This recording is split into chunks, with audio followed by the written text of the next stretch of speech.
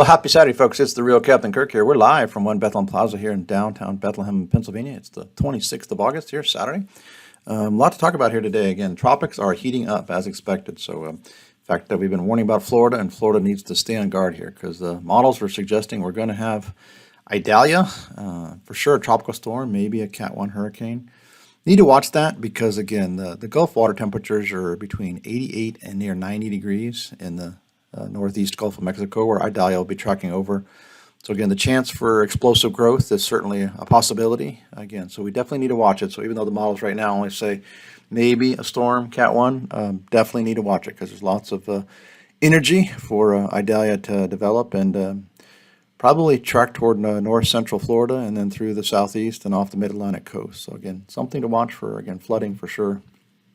Looking at last week World Summer here, week ending 26 August here ending today. Here in the U.S., it was a hot week, 2.5 degrees warmer than last year. Number one hottest in 38 years nationally. Don't tell folks in the Northeast or even parts of California where they had rain cool there with Tropical Storm Hillary. But again, most of the country there in the heartland for sure, hot. 56% drier than last year, driest in 8 years, fifth driest in 38 years. So much below average precip. Again, not so in California and Nevada, where they had, again, the remnants of Hillary and some flooding, and then even South Texas that had Harold.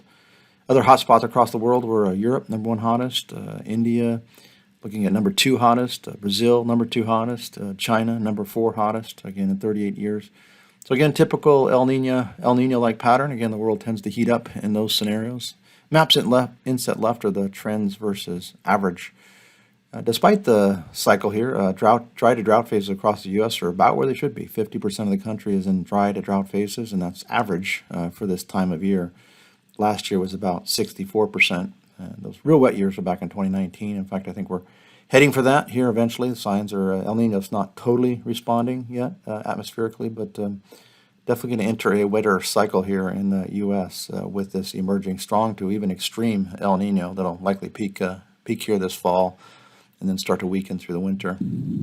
Tornadoes are still way up as expected, still the most in 4 years. We added another 24 tornadoes here this past week. Again, so we're up to 1,277. Not totally confirmed yet, but those are the numbers as of right now, which makes it 22% more than last year, 13% above average, so an active year. And with the tropical threats of landfalls, tropical systems tend to bring more tornadoes. So again, we'll have to watch that.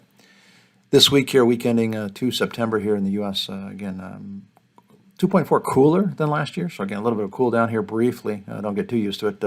Still 16th warmest in 38 years, above average. Cool spot's going to be there in the Midwest, Great Lakes, Northeast, Mid-Atlantic, West, and the Plains, and Texas starting to heat up. You can see the projected track there of Idalia. Again, we'll just have to see here. Again, a lot can change, but again, the general theme is for sure a landfall. Again, the steering flow would just take it right into the north central Gulf, most likely, and somewhere in Florida, and then through the southeast. So heavy rain. This may be a little bit underdone, depending on how strong Idalia gets, but again, something to watch. Overall, the U.S., though, dry, 47% drier than last year, fourth driest in 38 years, so much below average on a national scale. And then if we look at next week, again, getting to Labor Day, hard to believe here that unofficial end of summer here, but week ending 9 September, heat. You can see that heat builds back into the Central Plains, heartland, even into the Northeast. Haven't said that most of the summer. We've had a below average summer for sure here in the Northeast. So this will be a hot period here for sure. U.S. 2.1 warmer than last year. Number one hottest in 38 years. So a very, very hot week here nationally. If there's a cool spot, it'll be out there in the West Coast, California areas. Rainfall again way down, 65% drier than last year. Driest in 18 years, second driest in 38 years.